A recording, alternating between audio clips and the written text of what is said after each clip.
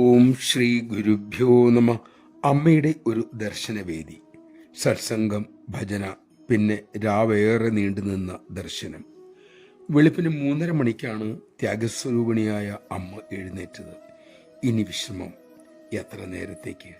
ഏറ്റവും കൂടിയാൽ 2-3 മണിക്കൂർ. അത് കഴിഞ്ഞാൽ വീണ്ടും പ്രോഗ്രാം ആരംഭിക്കുകയായി.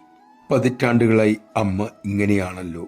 ഇത് കണ്ട് വിഷമിച്ച ഒരു ഭക്തൻ പറഞ്ഞു, അമ്മേ, കുറച്ച് വിശ്രമിക്കണ്ടേ? അമ്മ അരുളി, വേണം മക്കളെ, പ്രവർത്തനത്തിലാണ് അമ്മയുടെ വിശ്രമം ഇരിക്കുന്നത്. നമഃശിവായ. കുറച്ചു സമയമെങ്കിലും അമ്മയുടെ ഉപദേശങ്ങൾ ശീലിക്കാനായി നമുക്ക് മാറ്റിവെക്കാം. അത്രയുമെങ്കിലും നാം ചെയ്യേണ്ടതില്ലേ? അതിനായിട്ടെങ്കിലും നമുക്ക് ശ്രമിക്കാം.